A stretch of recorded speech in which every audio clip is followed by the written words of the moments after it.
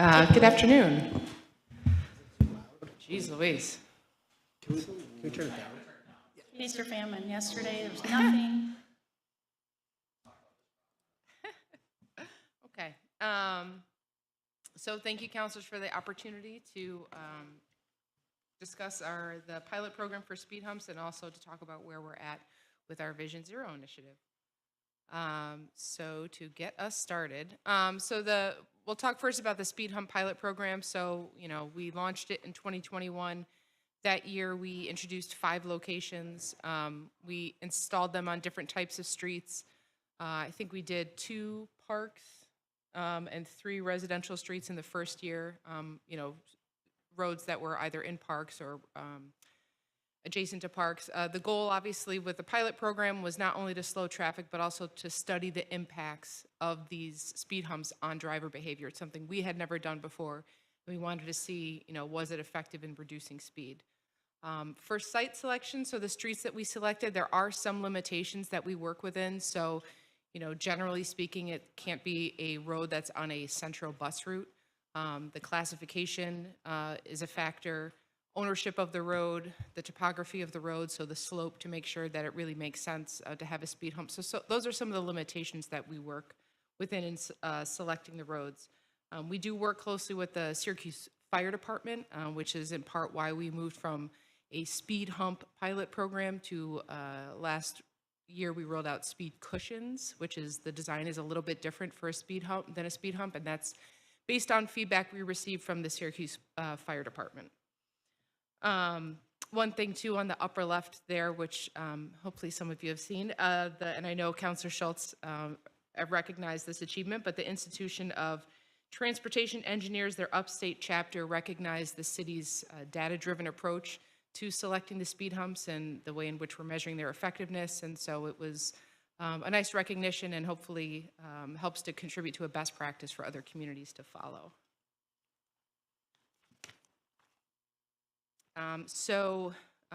Certainly, we can come back to any questions about speed humps, but we just wanted to go through Vision Zero also.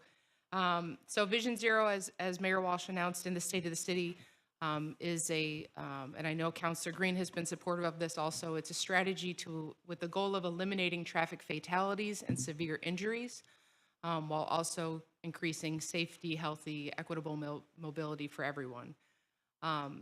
It seeks to prioritize, and I think this is, something for us as a guiding principle, centering the needs of the most vulnerable transportation network users.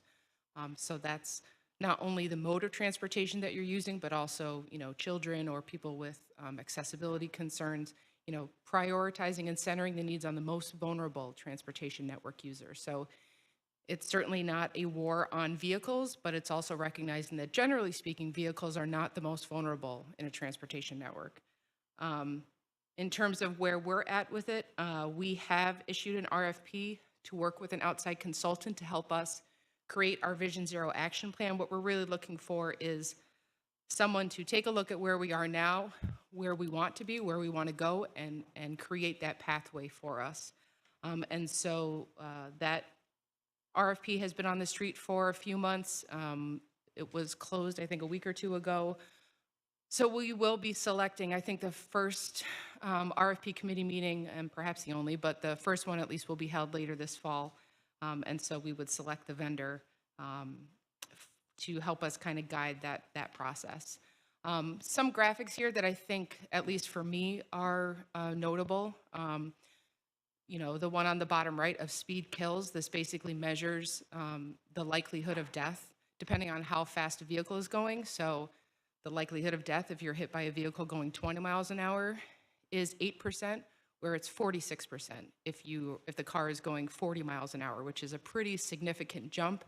And I think oftentimes, at least those of us that are not transportation experts, like myself, to see just how significantly 10 miles an hour or 5 miles an hour can be when it comes to pedestrian accidents and the likelihood of death, I think is really pretty stark.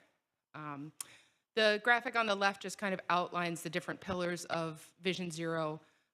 It recognizes, obviously, that those who are using the road are going to make mistakes. Vision Zero doesn't operate under the assumption that everyone will do exactly what we want them to do at the time that we want them to do it. but it tries to design the network to account for those mistakes and to try and prevent injury as a result of those mistakes. In terms of, on the next slide for Vision Zero, what we've already been doing, there are elements of Vision Zero that we have already implemented. So one is obviously the municipal sidewalk program. And again, thank you to the council for your continued support of that program. I think it's one that we're certainly very proud of. And I think both in terms of data, but also just anecdotally, it's one that we continue to get a lot of positive feedback. Just people seeing new sidewalks going up in their neighborhoods and going in places where pedestrian traffic, where we want to prioritize pedestrian safety. So around schools, along business corridors, those places where pedestrians are walking. The supplemental sidewalk snow removal program certainly falls under the Vision Zero umbrella, so prioritizing pedestrian safety. And again, and it's a point I've made before, but the supplemental sidewalk snow removal program prioritizes those streets where pedestrians are in the most danger of walking in the street. It's not necessarily where the most number of people are walking, but it is where it's prioritizing their safety. So it's more dangerous to be walking on a road on Teal Ave than it is on Euclid. Even though Euclid might have a higher number of pedestrians using it every day, it's much more dangerous to walk in the street on Teal. So, we're proud of that program and look forward to adding to it this winter and adding to the network of sidewalks that we clear.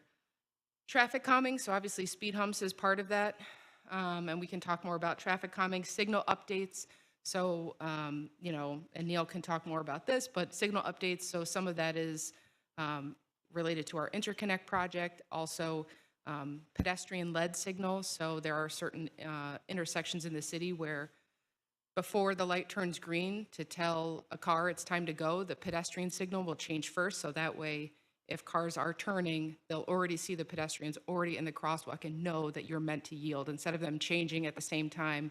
And then it's a showdown between, whether or not the driver is going to acknowledge that the pedestrian has the right of way. So by having that pedestrian signal go first, it gets the pedestrian already in the crosswalk, which is where they are supposed to be at that time, and signaling to the driver, you got to wait till this person crosses. Access management, so that's where our favorite subject of curb cuts often comes up in terms of access to driveways. Trying to minimize those points of conflict between pedestrians and vehicles is a priority in terms of accessing how vehicles access properties, how pedestrians access properties, and trying to minimize the points of conflict.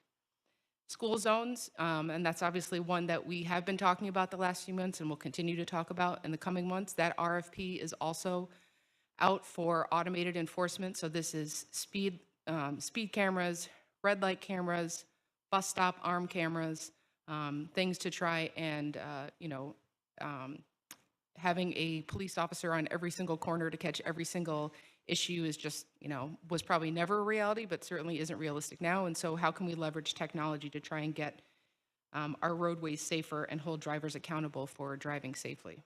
And although I said this to Neil the other day, when we were talking about bus stop arm cameras, I, just thought, I don't know that I've ever really seen a driver pass a bus, and now that is not the case. Now I think that it's one of those things where you learn a word you've never heard before, and then once you've heard it, you see it everywhere. I've seen a couple incidences where the sign is out with the blinking red stop sign, and the driver just blows right by.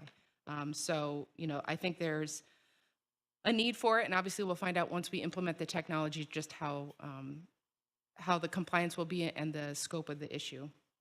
In terms of next steps, we really need to take a more holistic approach. These are kind of ones that we have implemented. We could certainly implement them on a greater scale, and I think that's really where the consultant is going to come in to help us, identifying those high injury locations, making more proactive decisions as opposed to seeking out roads where we want to make these changes instead of, if we happen to be on this road, we'll make this change.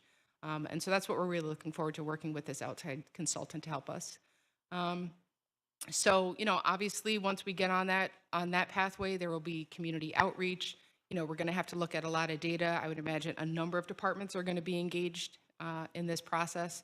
And really there will be, I know we make difficult decisions now, there will be more difficult decisions to come because obviously, again, we're looking to prioritize the most vulnerable of our transit users, which sometimes leads to decisions that are difficult to make.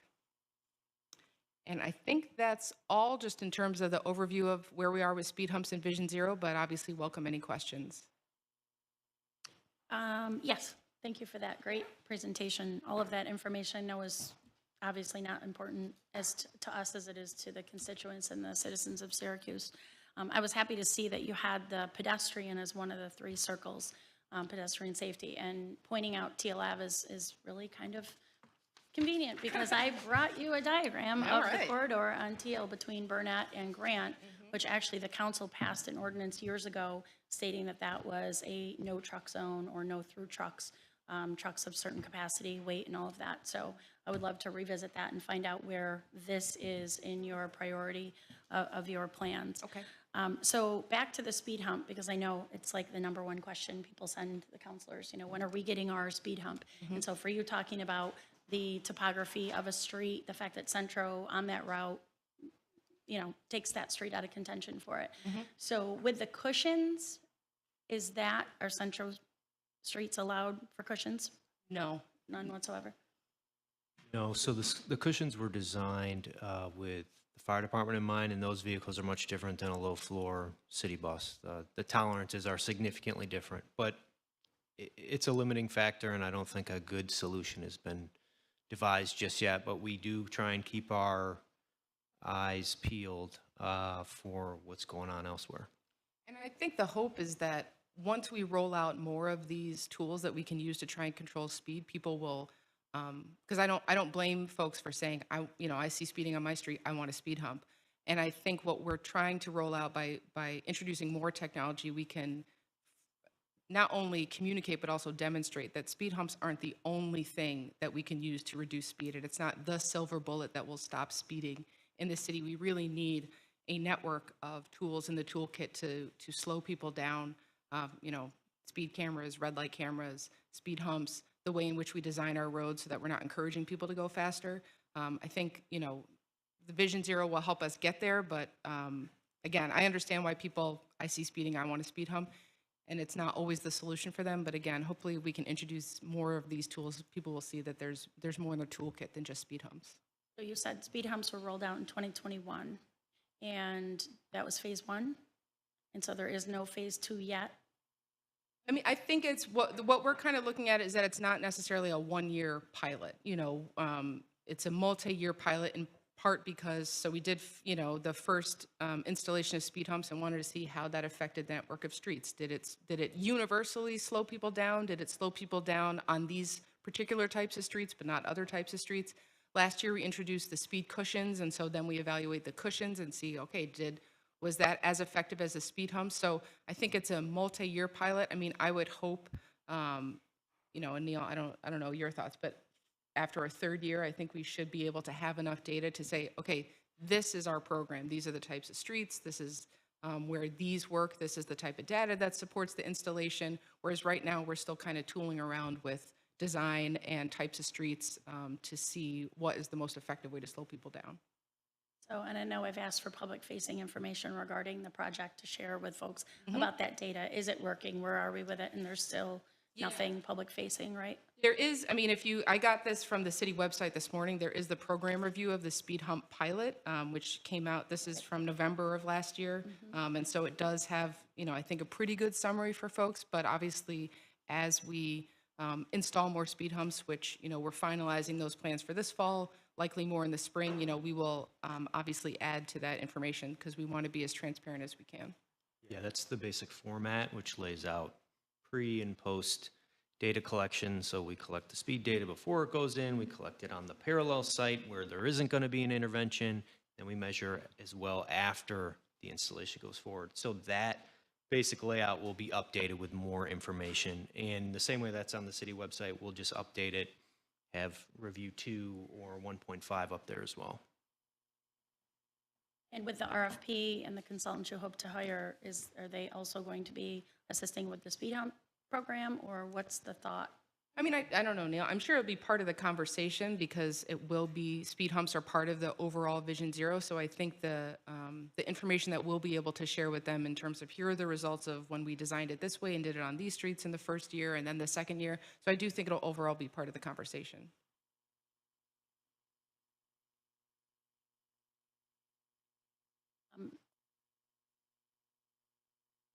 The funding for that, the RFP, do you already have that earmarked? Yes, we included it in the budget because we knew we were going to want to engage with a consultant to create the plan. So yeah, it's already in the budget.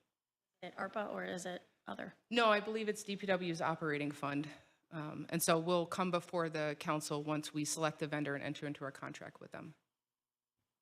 You can pick it up and we'll go. So I know you guys know this, but Vision Zero is a huge undertaking, right? That like cities, it's a 10-year type program with dedicated staff. And I know you two guys really believe in this and work on it, but you also have a million other jobs that you do, right? And I think we would all like to see this farther along. And again, not because of anything you guys do, is because you got to do other stuff. And, when this was announced in March, now it's 7 months later and we've done the RFP. I'm out of time, obviously, but there's only 2 years to go in the administration, and that pace is not going to get us to a place where this is going to be an infrastructure that's going to live on to the next administration. Certainly to implement that. I mean, this is going to be a huge thing. So I think the next step, obviously, is going to be the consultant kind of giving a roadmap to do it. But I do think that would be something that'd be really important by the end of the year is, what are like concrete deadlines that we could say, like, this is what we're going to do and this is the path forward. But then also kind of that commitment to, probably should be staffed and should be it's a huge communications push to the whole community to say, we're going to change the entire way we're doing transportation infrastructure. So I think that's just something to be able to have a roadmap before the end of the year to say, like, this is this huge undertaking that we wanted to have be, live beyond this administration. It's not a question. Yeah, no, I absolutely agree. I mean, I think staffing needs to be part of the conversation, and I'm hoping that the Vision Zero consultant, assuming that we select one that has done this in other cities and can pull on best practices for a city our size or for a city with the type of data that we have in terms of this safety or where we want to get to in terms of our transportation network. The consultant could say, wow, for a city your size, you should have double the number of staff members that Neil's transportation team has. And I think that helps inform the decisions so that when we come to the council to say, hey, we're looking to add 4 positions to DPW's operating budget, and that's supported by the information that we've received, through our conversations with the consultant, and here are other municipalities that have a similar makeup that we do and a similar population and similar use of public transportation or lack of access to vehicles. I wholeheartedly agree with what you are suggesting, that, staffing needs to be part of the conversation as well, because Neil and his team, especially, I think in the last 4 or 5 years, we've really ramped up, what are the resources and the initiatives related to transportation, and we need to make sure the staffing keeps up with that. So I couldn't agree with you more. Because it's more than just like a transportation department initiative, Exactly. right? I mean, like I watched a video last night where it's like a protest of transportation staff in New York City implementing Safe Streets initiatives, right? There's like literally people with signs heckling them, right? So it's this like coming from the top of the administration saying, like, this is something we want to do and we're going to give support and we're going to communications because people complain when you change, lose parking, lose anything else. Like, so it can't just be like Neil doing it 10% of the time and hoping it's going to work. It's just, it's just not. Yeah, absolutely. How far are we away? And you don't have to give me the answer now. You probably, whenever you can get this. How many unimproved main thoroughfares do we have without sidewalks where we're looking to install sidewalks? How far away are we from? And let me use Sealy Road for an example. And Neil is sick of me saying Sealy Road probably, but it's so dangerous. And I know it's a challenge just because of the topography, but how far away are we from getting sidewalks, getting people out of the road, walking out of the road? So if you need a breakdown, we can get that for you. But part of the municipal sidewalk program includes expanding on areas where we don't have sidewalks currently. So the vast majority of it is replacement in kind, replacing the sidewalks that we already have. But built into that program, specifically in the ordinance or the local law, is that there is a provision where we continue to add, because there are streets that don't have sidewalks. So I can't give you a line in the sand to say we'll have every street that doesn't have a sidewalk, we'll have one by X date, but I can get you the breakdown, absolutely. And those are areas that we prioritize as well. Sealy's a tough nut to crack, but we will get to it. I'll keep saying Sealy Road. Well, and I think, you know, we need to, as a community, to Councilor Green's point, this is a major undertaking. We need to be prepared that if we were to take on sidewalk installation on Sealy, it's going to be a major disruption. It's going to be incredibly disruptive. It's probably going to involve some areas that residents feel is theirs, but is actually technically in the right of way. It might impact some people's parking. You know, I mean, with Vision Zero and prioritizing things like sidewalks and the most vulnerable users, there are some difficult decisions that that come along with that. So, but Sealy's certainly one of my Staying on top sidewalks examples. for a minute, how far behind are we from this season? How many roads did we plan to get replaced this season are we behind a little In bit? terms of sidewalks or Yeah, just road sidewalks, recon? Sidewalks. Yeah, so there will always be carryovers similar to road recon. There's always streets that we can't get to. We're ambitious each year, and we go until the construction window closes. Right now, we're north of 3/4 of all done, but we still have time to go. We're still out there doing sidewalks today, and we will be, until the frost comes, essentially. So we have the snowplow map that shows us where has been plowed. Can we do that with the road recon and sidewalk map so that the community knows what's identified but what is actually done? Yes, actually, now that we have Sol on as our infrastructure PIO, she has been digging into the maps to make sure that information is up to date and that we are transparent in terms of this is a sidewalk that, you know, and what we'd like to have is, if you look at the sidewalk map, the yellow is what was done in a previous year, the green is what was done this year, so that you can see over time, not just a snapshot of what's been done this season, but over time what's been done. Because I know that's a critical need for road recon, and the more sidewalks we continue to replace, it's going to continue to be critical that we track that information. And I do also, just as long as we're talking about transportation, give a shout out to SMTC, who's really been our partner in nearly all of these initiatives. And we're very fortunate to have that expertise to tap into, and their absolute willingness to partner with us. They've never hesitated on any of the many ideas that we bring to them. And it's free, which And is it's really free, important. exactly, Well, paid for exactly. somewhere out there Yeah. in the universe, but not from our bank account, Right, which is exactly. a bonus. Yeah. So speaking of them, the SMTC, I believe, started a Safe Schools program a couple of years ago, then the pandemic hit, and one of which was drop off and pickup. Is that resuming anytime soon? It is. So it's been a real struggle, as you can imagine, to have SESD dedicate staff time to working with SMTC, but they're back. We've cornered a few people at different locations and gotten them to commit. So that's ramping back up. And I don't remember the timeline on it specifically, but it has been delayed. The pandemic really hit it hard.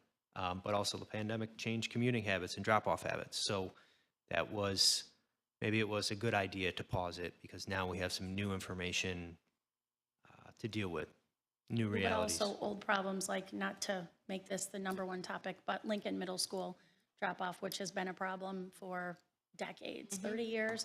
And there's been forums with the mayor and the senator and talking about how we can increase safety and efficiency. So hopefully that's on the list somewhere. And if the council can receive a report about all the districts and what's going on, it would be helpful to update the constituents, whether there is no action being taken or there's something at least being considered, because it's peace of mind, if nothing else. Absolutely. And The Safe Routes to School work will incorporate some public input. Obviously, they're going to be working with the schools. It's a delicate process where they ask, how do you commute? How does your child get to school? So that's one process or one side of it, but there will be other avenues for more information, outreach, information sessions. So if any of that becomes available, we will share it as widely as possible. Obviously, we'd love to have counselors give their input on it, but also share it with their constituents so we get more and more and more in there. Right. And one more note about Lincoln. They're going through their transformative process with the JSCB, I think, in a few years. So to be thinking about the drop-off pickup, because if they're going to be doing major construction and there is a way to install driveway lanes that don't currently exist, it would really be effective. Certainly, Councilor Schultz has her ideas on how to do that. So if you're interested, I can share after the fact. Yeah. But again, just to try to balance the neighborhood and school priorities so that we can all live and work together, because obviously when these schools were built 50-plus years ago, everybody walked to school. They all lived in the neighborhood and they went. So now we're a very mobile society, and we're bringing kids from all over the city to go to different parts. So you Well, I know think that. also that Councilor Schultz's point is now everybody's got a car too. I mean, so like, it seems like, and I'm thinking, of course, of Delaware School, which is probably, it's got to be the top of the list as far as issues logistically. So what happens, Neil, when you go to the school district and you say, I got an idea for Delaware School? You tell them, how But we haven't receptive gotten are there they? yet. But haven't we got have there yet, found, we haven't, gotten the results of the study just yet, but we have found that SESD has been a willing partner, at least to discuss these items. They also will come to us with questions. Can we use cones? Can we direct traffic? And we try and work with them as much as possible, but they have limitations as well. We can't really have them out there doing more than their mandate suggests. So long story short, we're happy to work with them. Delaware, Lincoln, others. The results of the Safe Routes to School study are meant to be applicable to not just the areas that are included in that study, but to campuses across the city. And obviously, they're all complex, they're all unique. It's an undertaking for sure, but it's one that we're up for. Well, the good news is the city owns the school properties, correct? So that's And Joint Schools Construction Board is a good right, and example. that's our responsibility to make sure that those properties are functional for the city. So while it's important that the schools are taking care of the students, we also need to think about the infrastructure and the city as a whole. So I hope that Yeah. we can continue to forward that. And I think by using a third party like SMTC, I think that helps, obviously, because they bring so much expertise to the table and can be, can kind of guide this process, between the city and the school district. No, I'm just wondering, how about the speed humps? Did they, or speed cushions, or whatever you want to call them, they're okay with the winter plows and all that? They all survived and all that? Contrary to what we heard before Well, was we installed concerned them. beforehand. They've held up pretty well. Okay. We've found there's some maintenance items, they have to be restriped like anything else, but they've lasted. They've honestly done better than we thought they would. Because everybody asked for them at neighborhood watch meetings. We all know that, so. Some districts have none. Yeah. Some districts have none. I mean, and Other that's, districts have two. yeah, and I think people, I think the perception from residents is that, that was the first speed intervention that they had seen, and so that's the one that they want. And again, I think once we can introduce other tools in the toolkit, I think people will know that this is all part of a comprehensive approach, and it's not just that speed humps are the one and only thing that can stop people from speeding. And those red light cameras, we're starting around schools first? Only school buses. zones, only school Well, zones. They're We're on starting- buses, right? We're I know. starting only in school zones. Only at school zones, but, I mean, I'm sure everybody here, we get complaints about speeding all the time, so, and we did actually embark upon this years ago when we considered red light cameras in a lot of the major intersections. So is that a consideration or what? So, I mean, I don't think we're taking other intersections off the table long-term, but the plan is to start in school zones so that we can, assess how the technology is working and prioritize those corridors as a place to discourage speeding. So, there's nothing that would prohibit us down the road from seeking other intersections, but we are going to start in school zones. That's Is where the there program will data start. from other cities that says red light cameras are really effective or not? They tend to be effective. Same with speed cameras. Obviously, every city is unique, but you tend to get one, maybe two, and then you don't get another one. Yeah, but- yeah. remains to be seen what happens here. We're cautiously optimistic, but to your point, other intersections, other areas, absolutely, we'll need our friends in the New York State Legislature and the governor's office to help us with that. But I think if we demonstrate that this works well, we'll have a pretty strong case of future expansion or investment elsewhere. And I think Neil's point is a good one in terms of the data from other cities, for the large part, shows that, you know, drivers might get one, they might get another one, but then, you know, it pretty much tops off. And because the priority here is safety, the priority is to try and change the behavior to create a safer environment for people that are using the transportation network. It's not about revenue, it's not about anything, it's about safety. And so the goal is to change the behavior. And I think what other cities have demonstrated is that speed cameras, red light cameras change the behavior, and that's the goal. So you mentioned Neil's striping, and I want to send a shout out to all of you and to DPW for the quick response to the striping request at Hickok and Sunnycrest, which is right there by Huntington. It seemed like it was an easy thing and a quick thing that we can do in a pinch, and it was obvious that it was needed. Do we have any plans to do like a striping initiative in the next month in hotspot areas? Because I know that the constituents that were wanting it, the folks that put the petition together, they're beyond pleased. But I've heard from other people and said, wow, there are these lines, and it really gives me pause when I go to that stop sign. So I think that's a minimal thing that can be done. Is there any reason why we can't do more? The striping is a Herculean undertaking, to put it lightly. There's a lot of lane You miles put it out lightly by saying Herculean. That's sort of the opposite. there. We have a lot of lane miles. We're a city built for 220,000. Okay.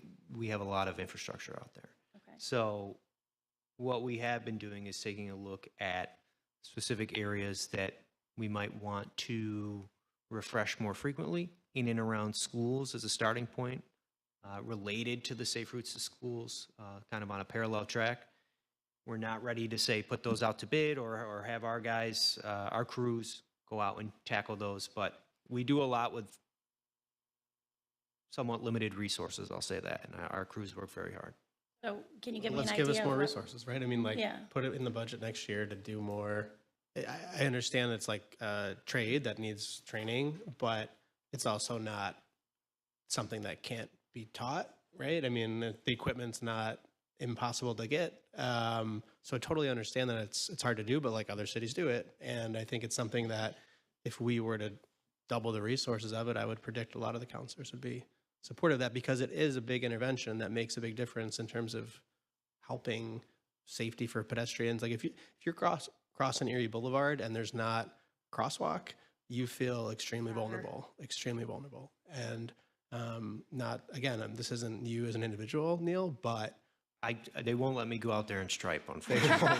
but like we should hire more people. It's a big budget in the city, and this is something that if we added more resources, it'd be well worth it, in my opinion.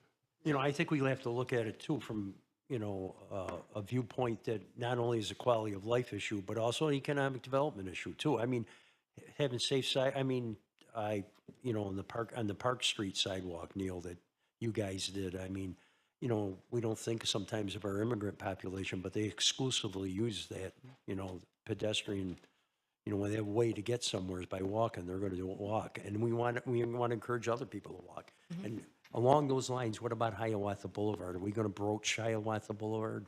We're this working year? on it now, so we're updating the signals at Park and Hiawatha and Park and Harborside now. You should see crews out there working on it, and they're setting the stage so we can have pedestrian boxes and timers. We want to get to it this season. If we can, it'll be the first thing we do in spring, but they're out there working. It's terrific. You responded because that population depends on the regional market and all that, so. Yep. So back to that Sunnycrest Hickok intersection. Do you have a ballpark of how much that cost? And A lot of staff time and some materials cost. And I think we have limited options in terms of outside contractors as well, which makes it not insurmountable, to Councilor Green's point, but just a challenge, because I've said to Neil, why don't we just contract it out? If we can't do it ourselves, why don't we just contract it out more? And there's a very limited number of companies that stripe and stripe in a timely manner. But to Counselor Green's point, well then, if the outside market is not the answer, then we might not have any choice but to increase our internal resources so that we can get it done. Because if you can't, you're not going to do Vision Zero, right? I Right. mean, if you're not able to paint crosswalks, there's no Vision Zero. Yep. Like, let's just be honest. So And the cushions were 16,000 per? Mm-hmm. So was striping less than that, more than that? You don't know. Maybe we can get those numbers. It's a different item. Seems simple to me, but We I can know get it. I'm no expert, so it's just the naive perspective. Yeah, no, we can try and, we can get numbers on a per crosswalk estimate. And Counselor Schultz has that $100,000 sidewalk matching dream pilot project in the budget as well. So there's $100,000 that hasn't been allocated for that. That is a traffic calming, safety measure that maybe you could reallocate for that. And then as far as enforcement goes, I didn't hear anything about that part of the equation. So do you have anything to say about how SPD is involved in Vision Zero and ordinances, and do we need to change what we have?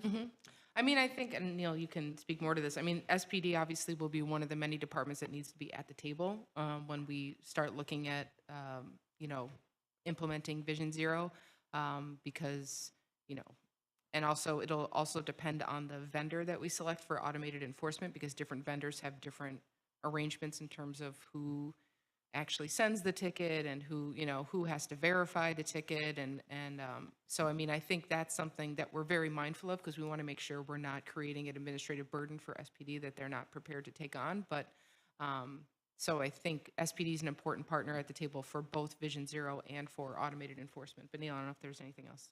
Well, that's exactly it.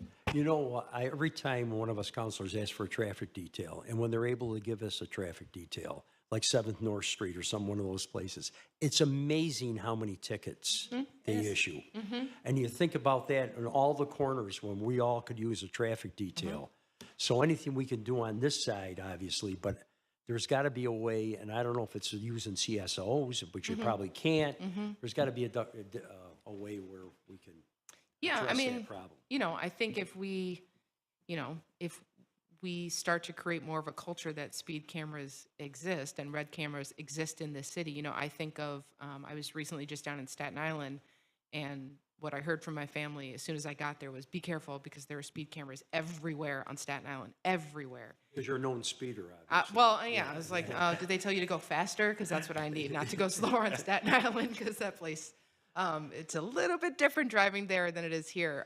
But it really, I mean, obviously the message has gotten through to people to slow down, because speed cameras are all over the island. And at least for me, having been going there my entire life, I noticed a difference in terms of the aggressive nature of driving down there, because there is knowledge that, there might not be a police officer on every corner, which obviously would be ideal to have more resources to dedicate to traffic details. But, the word gets out that speed cameras are out there and they will catch you speeding. And that was made very clear to me the second I arrived. Village of Liverpool, I think, does it really well. They give tickets like it's their number one priority. And they also have recently passed a no through truck ordinance through their village too. So those are things that we can control within our own sphere. I mean, red light cameras, they're not here anytime soon. Certainly the next few years, it's going to require legislation. There's a lot of issues related to civil rights in that too. So I think we really need to uber focus on the here and now and what we can be doing more. And again, painting crosswalks. I can't say enough. I mean, our constituents know it best. They'll tell us what we need, and 90% of the time they're spot on. So we get complaints all the time about speeding in the neighborhoods. I mean, that's consistent. So anything we can do, and I mean, the red light cameras work in other parts of the state. Right. I mean, and I don't, I certainly don't want to seem overly optimistic. I think we will have speed cameras and red light cameras in, before the end of next year would be, well before the end of next year would be the hope. I mean, the RFP is out right now for these companies to get back to us with what technology they can offer us. So I would hope that it'll be, a shorter time frame. I mean, and enforcement is the issue. That's one of the challenges, with the no through truck traffic, is that you need somebody there to enforce it. And so And so SPD would need to try and figure out a way to enforce it. But it is, Well, you know, cameras can do that better than anything. And then we're putting them on a corridor that really is meant to be a neighborhood. Mm-hmm. So a big truck is obvious on a camera, a plate reader for that big truck, and then a letter in the mail with a ticket that says this is a no-through truck oh, zone. so you're saying to use technology to enforce that? Gotcha. I mean, definitely. I mean, it's a small, narrow corridor. Right. But I'm not necessarily saying I advocate for speed like cameras like they have in Staten Island, because like in Albany, they're pulling those back right now too, because there is a lot of issue around them. But on major areas that are, you know, targeting, if you will, large trucks that don't belong. So, but back to the school bus arms, those are cameras, correct? With a plate reader that says if a car passes a school bus with it down, they will get a ticket in the mail. So those aren't speed, they're on the buses. They're Well, just, they're stop arm cameras, so Stop they're arm not cameras. related to, they're related technology, but they are a separate legislative item that was passed by New York State. Right. So again, we're working with our partners at SCSD to have those implemented on all of their buses as part of that RFP. So all of those technologies are included there. as part of the consultant RFP? No, What RFP? so there's the Vision Zero RFP, and then there's the technology RFP. So the automated enforcement is red light cameras, speed cameras, and stop arm cameras. So that RFP is due sometime later this month, I think. Yep. So we've got the RFP for the Vision Zero consultant, and then we've got an RFP for a company to work with us to implement automated enforcement. Okay, so we approved the school bus arm cameras, the council. Yeah, there's a home, Legislation's yeah, already because in it line requ- for that. correct. Legislation is not already in line for speed No. cameras and the other things you're proposing in that RFP, correct? So, any sort of agreement that we would have to come to would obviously come back to the council for those. I'd have to check, but I'm pretty sure the home rule legislation that the council passed was required in order for New York State to pass the speed cameras, red light cameras, and stop arm cameras, which all went through the legislature this session. So I'm pretty sure the council legislation, that home rule legislation covered all that technology, but I can find out. Definitely need that clarification. That Yep. wasn't my understanding, but, okay. Does have any other questions? Yeah, so any other data that you can share with us? I know Neil said that, you know, revision 2 is coming out soon, but the public is like beyond hungry and in need of this information. Any sense of hope that there is more coming that they can hang their hat on would really go a long way. Yeah, and I think them. as we move through the RFP process and hopefully, you know, move to award these contracts, you know, I'm hoping that I mean, I know that we'll attempt to engage with the public on what that's going to look like, and hopefully that provides some hope to neighbors that, you know, there are more intervention methods coming their way, in addition to speed humps. Okay, one last question. So as Councilor Green pointed out, the history of Vision Zero, and it's a 10-year plan. In that, 10 years. It's a long okay, term. right, You know, I think Vision Zero. It's like, and we achieved it, and now we crossed the finish line, and it's Vision Zero. You know. but do you develop some type of comprehensive plan for that? Yes. With an approach that has a timeline that has, so is that public facing that we can? So it will be. I mean, I think once we have it in place, I mean, the Vision Zero is an iterative process. So, you know, it will, you know, hopefully, if we do it right, it will outlive Neil and my time at the city. And so, you know, there will be guidelines of, as we do, when we do road recon, we do this to streets, or these are the types of streets that we identify for, you know, major scale projects. It might end up meaning that although engineering does these, you know, large scale projects, and DPWs are generally a smaller scale, that could change. And maybe DPW starts taking on larger, really changing the character of the road projects. So, I mean, it's all going to be transparent and public.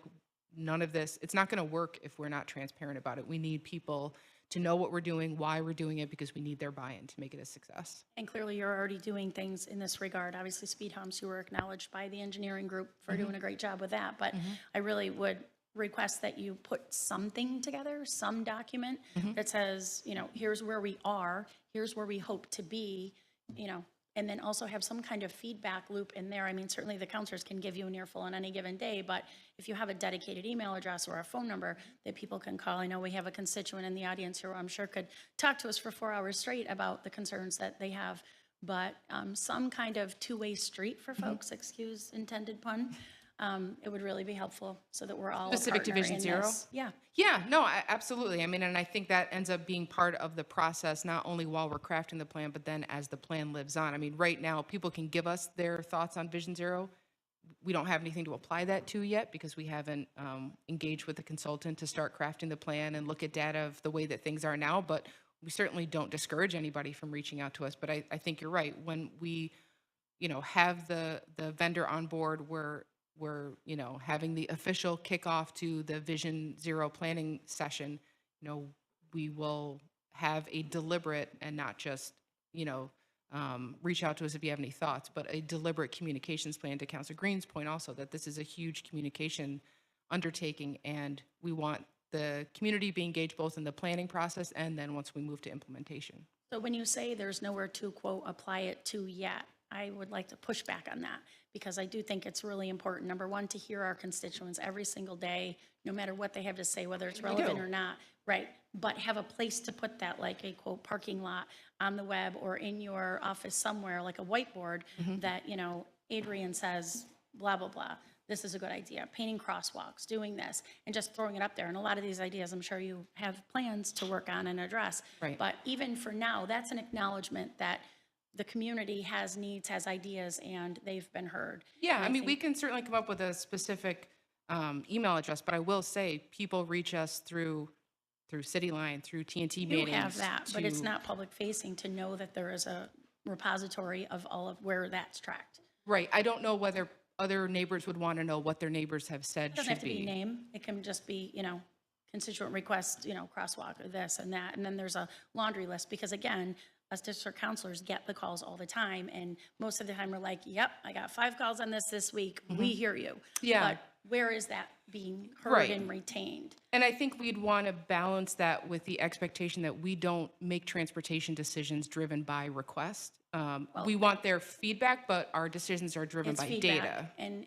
and requests should be considered regardless of whether or not you can act upon them or not. I mean, taxpayers fund this city. The $300 Right. million We get- budget is from them. Yeah, So- I don't know where people are trying to reach us that they can't, but, we take constituent feedback. I guarantee there are probably 4 or 5 emails in my inbox in the time that we've been Right. having this meeting of people reaching out to say some sort of DPW-related service that they want or they want us to improve. So, I mean, I think the feedback loop, there's always room for improvement, certainly, but I think the feedback loop is open for folks It's to let us know. It's open. I'm just saying, if you had somewhere that you can park all of those suggestions that are somewhat public-facing, Mm-hmm. like, we've heard you, here's the list of things that we've heard, Mm-hmm. and we are working on plans, and then whatever those plans are, whether they address all the things or not, at least they were heard, and at least a constituent will know, oh, good, somebody else called about that. Yeah. Because there might be 50,000 people out there that want a crosswalks, right? Mm-hmm. And it might not meet your Vision Zero immediate goal, but if you see 50,000 people want that, you might reconsider and say, how hard would it be? Or we can't do that, so let's do a press release that talks about why we can't. Just meeting constituent needs because they matter. Okay. So, any other questions? No, I just want to thank the administration for, this whole deal, and I want to commend fellow Councilor Green, who's been a tireless advocate of a walkable, accessible city for a lot of years since his time on the council. So we got to a great point as far as realizing what a city like ours has to sort of morph into. So that's all. Thank you, Counselor. You can see the sidewalk program getting better and better. You're getting so much better at it. So again, thank you for that. Yeah, I mean, and we, he won't like me saying it, but we are very fortunate to have Neil on our team. We are fortunate to have you. Oh, my, see, Team did effort. you hear that? Did everybody? Counselor That's Hogan. recorded, Team too. effort. Yeah, this is, I'm going to pull this back and replay it when Neil needs a pick-me-up. Yes, exactly. Thank you, counselors. Yep, thank you. So I was going to email you these. Oh, great. Thank you. Awesome. Corridor that's not perfect, created by me, but No, it's it's got the better than I truck could do. route and 20 miles an hour and, thank you.